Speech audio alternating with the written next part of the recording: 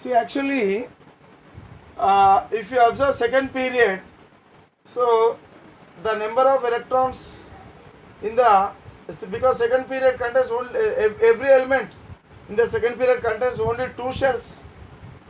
Okay, that means only two shells with electrons. So the number of shells in all the elements belonging to a particular period remains constant. But the valence electrons, the number of valence electrons keep on increasing progressively by one. Okay, so as a result, what happens? The first element in any period will possess only one valence electron, and the last element in any period possesses 8 electrons. So there is an exception to this. What is that? First period. So in first period there are only two elements. What are those two elements? Hydrogen and helium. So in hydrogen and helium, so the number of electrons in hydrogen is 1 and 2, and helium is 2. Though the number of orbits are same, only one orbit in each. Okay, but here the helium is the last element in the period. So except this first period, all the elements, all other periods, okay, they end with an element which is having 8 valence electrons. So but the first period end with an element which is having only 2 valence electrons. Okay, so like this, the valence electrons, it varies from one element to another element along a period, but in a group the number of valence electrons remains same down the group. Okay, now already we learned that the number of electron shells around the nucleus will give the period to which the element belongs. So here, how many shells are there with electrons? 2. In beryllium also there are 2 shells with electrons. That means 2 orbits. Boron also 2 orbits. Carbon also 2 orbits with electrons. So as the number of orbits with electrons are the number of orbits with electrons will be equal to its period number. Okay, period number is equal to number of shells. Period number of an element. Period number of an element is equal to number of electron shells in that element. Number of electron shells in that element. Right. Next, the number of electrons in the valence shell represent the group number. And one more thing, group number is equal to number of electrons in the valence shell. Group number is equal to the number of electrons in the valence shell. So like this, here valence electrons can be known. See, look here, in a period, so the number of valence electrons keep on changing from one element to its next higher element. Therefore the chemical properties do not remain same.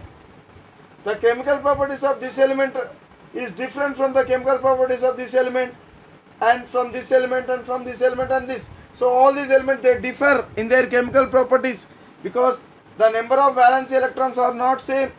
So valence electrons keep on increasing progressively by 1. Hence, as the valence electrons are not same in number, their chemical properties are also not same. But in any group, the number of valence electrons remain same down the group. Hence the chemical properties remain same down the group. So that is the basic difference between the group and period. So regarding valence electrons, the next characteristic feature we are going to learn is valency.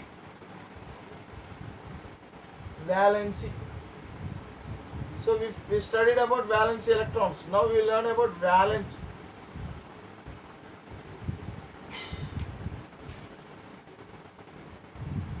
Generally, what is valency? Valency is nothing but combining capacity of an element. Combining capacity of an element. Of an element.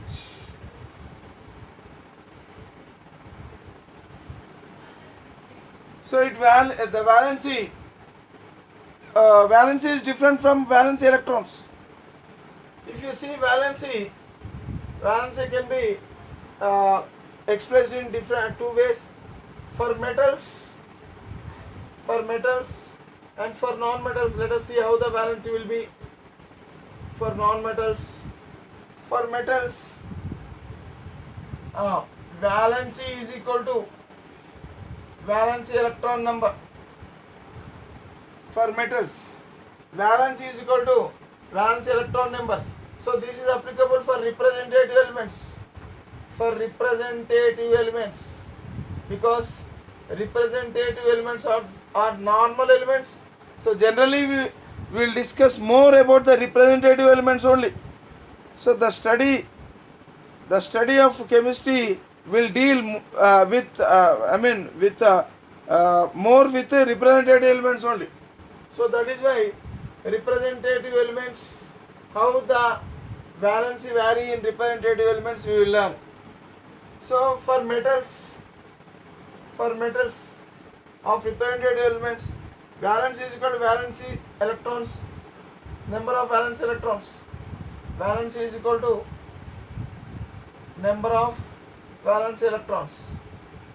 For non-metals, valence is equal to 8 minus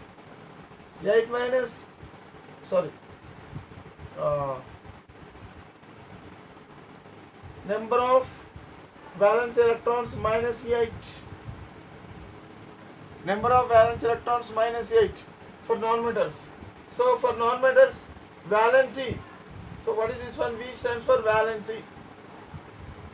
Valency is equal to V is equal. So for non-metals, valency is negative valency. Generally, the valency of non-metals is negative. For metals, the valency is positive valency. Positive valency. Okay. So one more definition about valency. So valency, this is one definition. Another definition of valency: the number of electrons. Okay, lost or gained or number of electrons lost or gained or shared by one atom.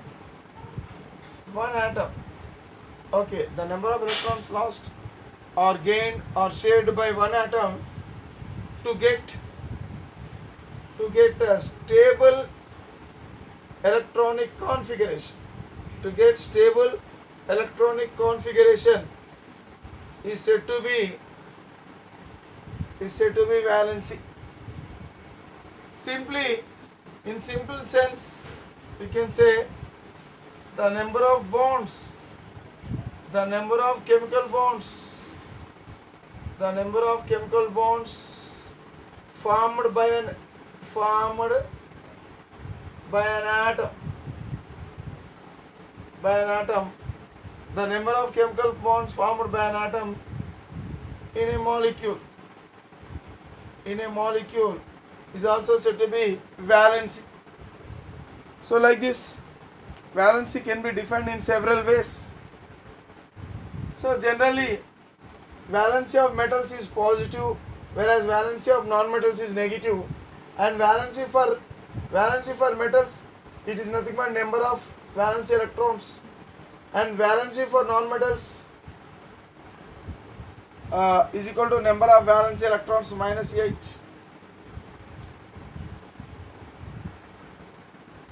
Okay. So now Let us see the definitions. Some more definitions regarding valency.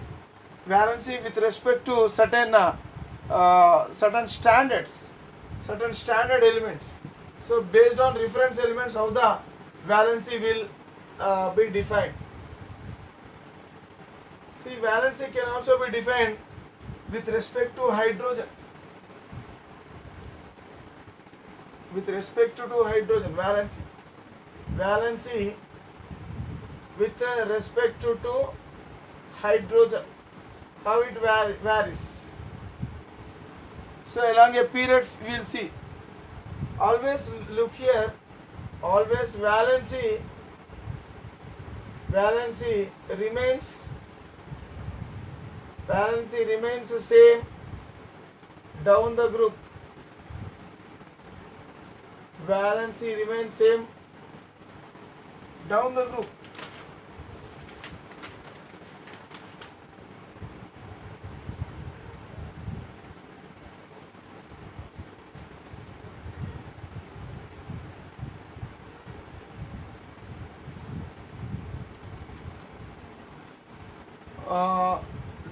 Valence remains same down the group. With respect to hydrogen, how the valency will see. And one more point about valency. So valency of inert gases is 0 because they do not combine. They have 0 combining capacity. Inert gases elements, they do not combine with any other atoms, or else they do not form bonds with any other atoms. Hence their valency is said to be 0. Now we learn the valency with respect to hydrogens. With respect to hydrogens, the valency can be defined like this. The number of hydrogen atoms that combine with one atom of an element. With one atom of an element, the number of hydrogen atoms that combine with one atom of an element is said to be valency with respect to hydrogen. For example, take third period. If you see, so what are the elements of third period? Sodium, magnesium, aluminum, silicon, phosphorus, sulfur, chlorine. So they are hydrides. So these are the third period elements. Hydrides of third period elements. Hydrides of third period. Hydrides of third period. Sodium hydride, magnesium hydride, aluminum hydride, silicon hydride, phosphorus hydride, sulfur hydride, hydride of sulfur, okay, and hydride of chlorine. See, if you observe, see the number of hydrogen atoms that combine with one atom of an element. So with one atom of sodium, how many hydrogen atoms are combined? Only one. So that number. So how many hydrogen atoms are combined with one atom of sodium? Only one. Hence the valence of sodium is 1. Valence is equal to 1 because one atom of sodium is combining with only one atom of hydrogen. Here, one atom of magnesium is combining with how many hydrogen atoms? 2 hydrogen atoms. Okay, how many hydrogen atoms are there? 2. Hence the valency of magnesium is 2 because the number of hydrogen atoms that combine with one atom of an element. Say with one atom of element magnesium, how many hydrogens are combining? 2. Hence valence of magnesium is 2. In the same way, valence of aluminum is 3, valence of silicon is 4, Valency of phosphorus is 3. Valency of sulfur is 2. Valency of hydrogen is 1. So if you observe, so the valency 1, 2, 3, 4, 3, 2, 1. So valency, how it is varying with respect to hydrogen. With respect to hydrogen, the valency along a period is initially increased up to 4, up to middle, and thereupon it decreases. So that means the valency of elements along a period with respect to hydrogen, so it increases from 1 to 4, and thereupon it decreases from 4 onwards, it decreases to 1.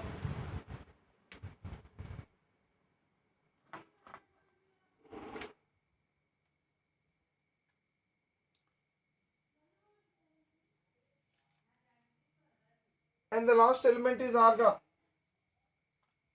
Argon does not show any, it does not combine with any other element, hence its valency is 0. Already we learned that the valency of inert gases is 0. Okay, valency of inert gases is 0.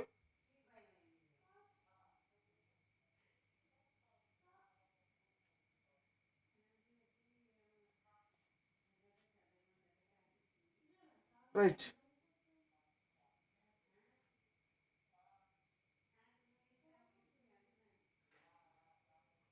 Now let us learn the valency with respect to oxygen.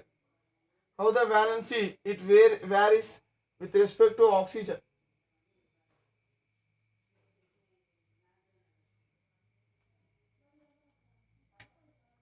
Valency with respect to oxygen. So how it varies? See, now let us learn the definition. Double the number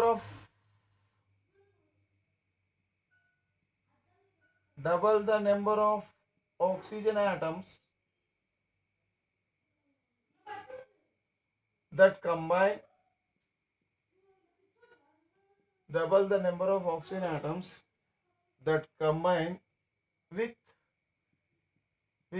one atom of an element. Double the number of oxygen atoms that combine with one atom of an element.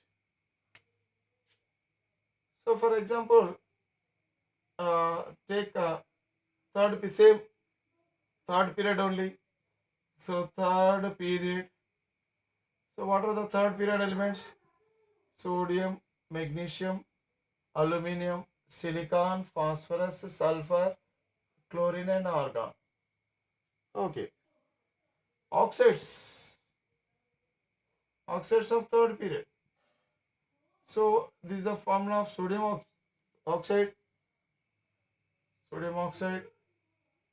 This is the formula of magnesium oxide.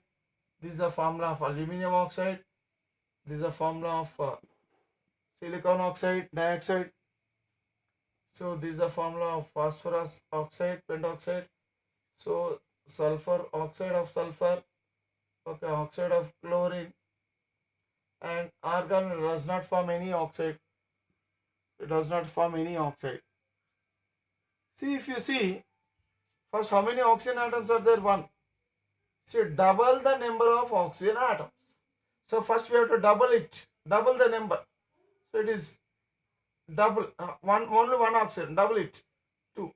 Here only one oxygen, double it, 2. Here how many oxygens? 3. So double it, 6. 4. Double it. How much it is? 10. Double it. How much it is? 6. Double it. How much it is? 14. Simply first double the number of oxygen atoms. Double the number of oxygen atoms that combine with one atom of an element. See, so with the two sodium atoms, the two sodium atoms will have valency together 2. For two sodium atoms, it is 2. For single sodium atom, it will be how much? For single sodium atom, it will be 1 only. Okay. Always we have to see for an atom, for one atom of an element. For one atom of an element, the valency should be calculated. So valency, if you see valency with respect to oxygen, if you see sodium atom, its valency is 1. Why? Because for two sodium atom, its valency is 2. But for single sodium atom, valency always should be calculated for one atom only. Hence, single sodium atom's valency is 1. Now let us see this one. So only one magnesium, its valence is 2. Hence directly, as it is single atom, directly we can use it. Now upon doubling the number of oxygen atoms, you will get 6. That should be valency for 2 aluminum atoms. So that is the valency of these 2 aluminum atoms. For single aluminum atom, the valency will be 3. And here for single silicon, the valency is 4. For single phosphorus, for 2 phosphorus, the valency is 10. So for single phosphorus, it is 5. And for single sulfur, the valency is 6. And for single chlorine, the valency will be 7. See, with respect to oxygen, how the valency is varying along a period. The valency is continuously increasing from 1 to 7. But with respect to hydrogen, we have seen that the valency initially increased from 1 to 4 and thereupon it decreased to 1. But valency with respect to oxygen, it is continuously increasing from 1 to 7.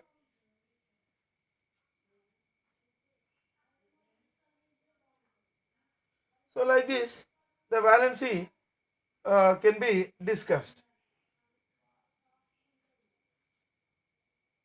Right?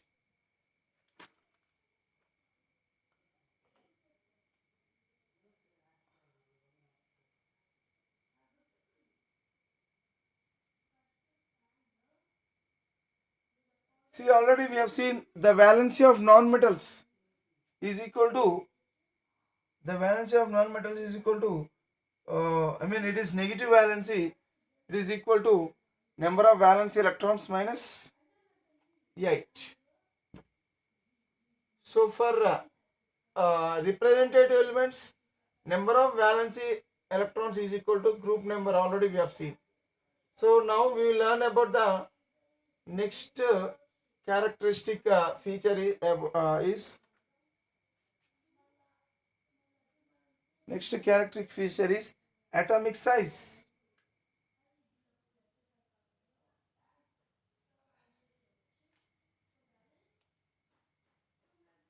Atomic size.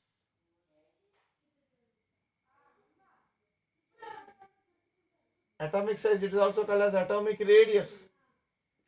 Atomic size is also called as atomic radius. So atomic radius. So as the name itself, radius. So we can say that what is atomic size means. Suppose this is the nucleus of the atom, and these are the various orbits with electrons. See, this is the outermost orbit. Okay, and we cannot treat it as an orbit because there is no electron. So this will be the outermost orbit. So now we no need of considering this orbit because it is not an orbit. So now if you take the distance from the center of the nucleus to the outermost orbit, the distance from the center of the nucleus to the outermost orbit, that distance is said to be atomic radius. The distance from the center of the nucleus to the outermost orbit is said to be atomic radius. Okay. Now, generally atomic radius, as it is a distance, so it is very, atom itself is a very tiny particles, we cannot see the atoms. Hence, the size of the atoms cannot be measured easily. So, the size of the atoms, to measure the size of the atoms, it requires a special unit. Special units are required. So, the units which are used to measure the size of the atom are angstrom units. Angstrom units. Angstrom units. Generally, it is denoted with degree A. Okay. So 1 angstrom unit will be equal to 10 to the power of minus 10 meters. 1 angstrom unit is said to be 10 to the power of minus 10 meters. So the size of the atom or else the radius of the atom, the size of the atom or the radius of the atom is measured in angstrom units. Okay, it is also measured in picometers. Picometers. Already we know pico. What is pico? Pico means 10 to the power of minus 12. 10 to the power of minus 12 meters. Picometer is equal to 1 picometer is equal to 10 to the power of minus 12 meters. Picometer. Okay. Or else in nanometers also we measure. So nanometer. Nano means 10 to the power of minus 9 meters. So like this, atomic size can be measured either in angstrom units or picometers or in nanometers. Okay.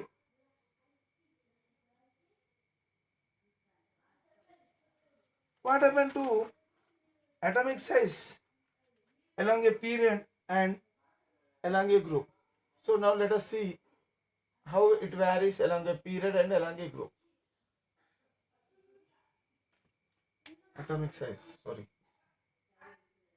Atomic size.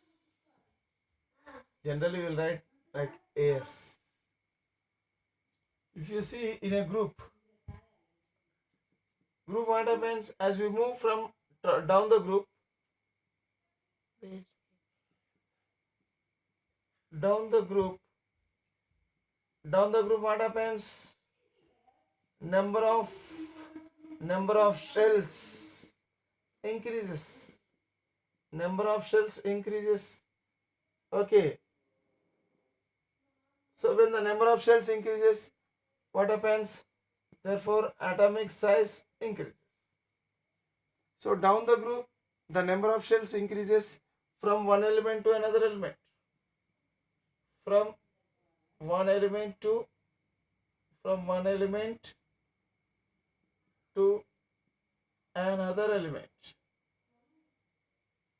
From one element to another element. So what happens? The number of shells increases. So as a result of this, atomic size increases. Now let us learn what happens to atomic size along a period. Along a period. If you take any period,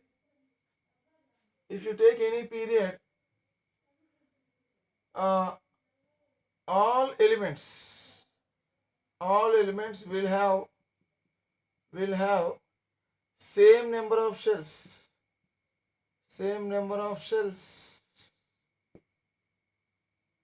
That means all elements in a period have same valency shell. All elements in a period have same valency shell. But what happens?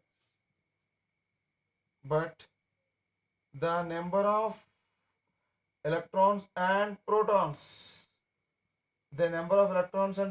keep on increasing. The number of electrons and protons keep on increasing from one element to another element. From one element to another element. From one element to another element. Okay, left to right. Let us take an example, any period. For example, take lithium, beryllium, boron, carbon, nitrogen, oxygen, fluorine, and neon. Let us take the elements lithium, beryllium, Lithium, beryllium, boron, carbon, nitrogen, oxygen, fluorine, and neon. See, in lithium, if you take the number of protons, or else nuclear charge. What is nuclear charge? The charge of the nucleus is called as nuclear charge. Okay, and the charge of the nucleus is due to protons only. So nuclear charge is nothing but charge of the protons.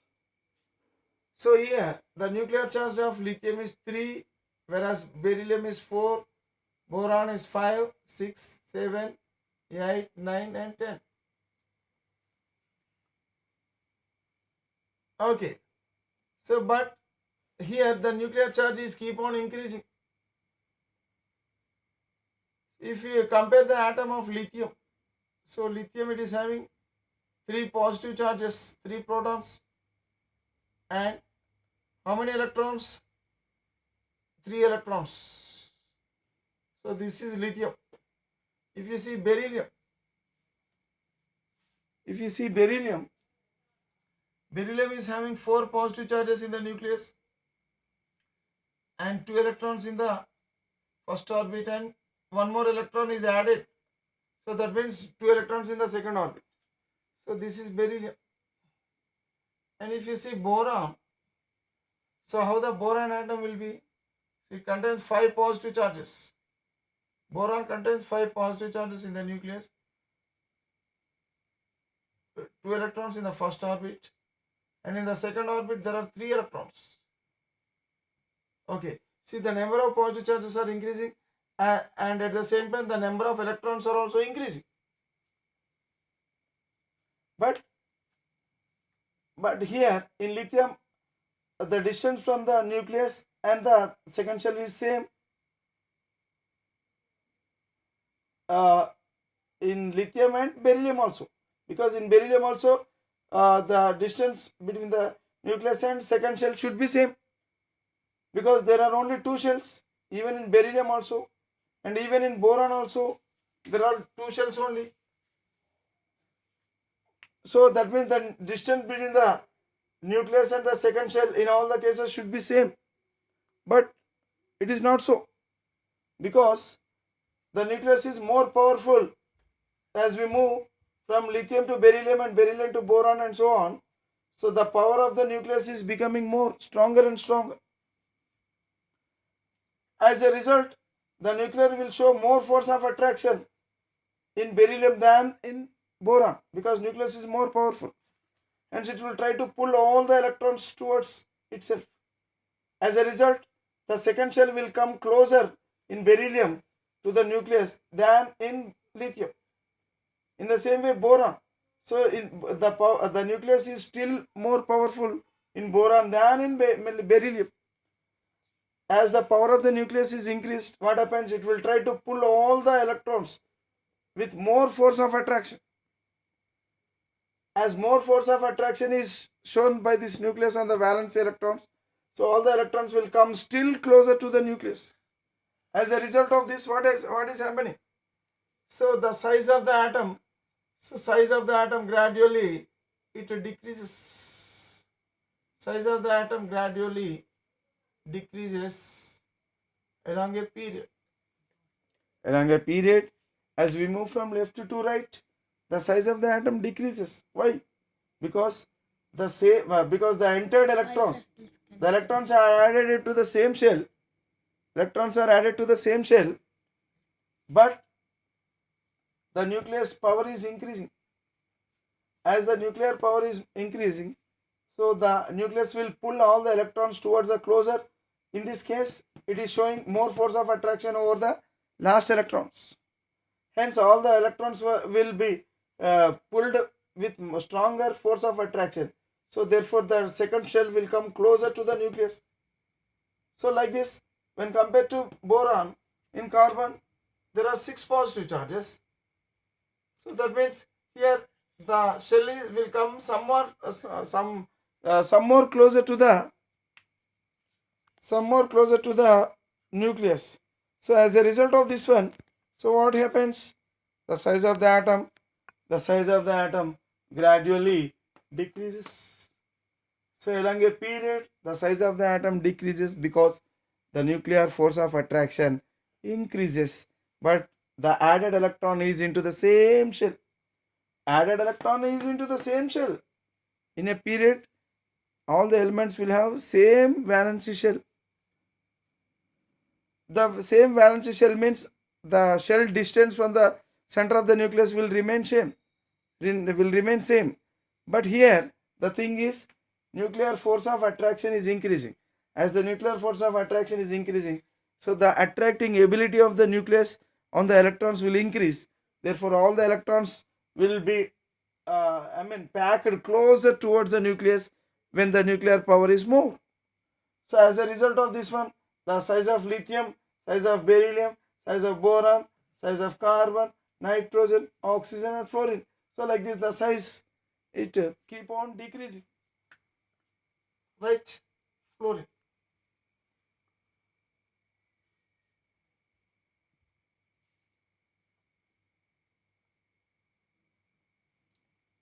Now, but in neon, the size of the atom will be large. There is a sudden jump in the size of the atom in the last element or in any period. Inert gas, this is an inert gas, neon. From lithium to beryllium, size decreases. From beryllium to boron, size decreases. From boron to carbon, size further decreases. Carbon to nitrogen decreases. Nitrogen to oxygen decreases. Oxygen to fluorine still decreased. But from fluorine to neon, size is increased. Why? The size of the atom increases. In general, size of the atom along a period it decreases continuously, and when it reaches to last element, the size of the atom will suddenly increase. What is the reason for sudden increase in the size of the atom? Last atom in any period, because the last atom in any period is inert gas. It's an inert gas element. So inert gas element will have stable electronic configuration. So neon, it is having electronic configuration like this. So neon is having 10 positive charges in the nucleus and 2 electrons in the first orbit and 8 electrons in the second orbit.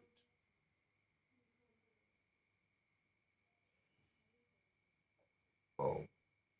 So this is stable electronic configuration. So whenever an atom is having stable structure of electrons, then the nucleus does not pull the nuclear force of attraction, it does not work on the electrons properly. So that is why it cannot attract all the electrons much with much force of attraction. As a result, what happens? The size of the atom does not decrease. The size of the atom does not shrink. So here what is happening? From left to right, the size of the atom is keep on decreasing. But in the last element of any period, the size of the atom does not decrease, because the reason is that though the nucleus is powerful, but the electrons are structurally stable. The arrangement of electrons is structurally stable. So the structure of the electron, so it cannot be disturbed by the nucleus. Okay, because it is a stable electronic configuration or stable electron arrangement.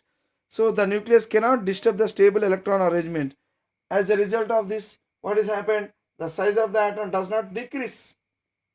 Okay, the nucleus cannot show its force of attraction with more effect on the valence electrons or else on the electrons, because they are having stable structure. So as a result of this, what happens? In any period, in general, the size of the atom decreases gradually up to 7th year group. Up to 7th year group, from 1st year group to 7th year group, the size of the atoms decreases gradually, and from 7th year group to 8th year group element, the size suddenly increases. So that the reason is because 8th year group elements have stable electronic configuration.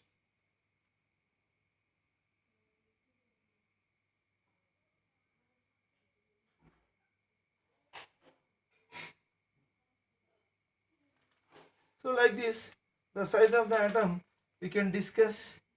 Okay, we will discuss the other properties, characteristics in the next session. Okay, right.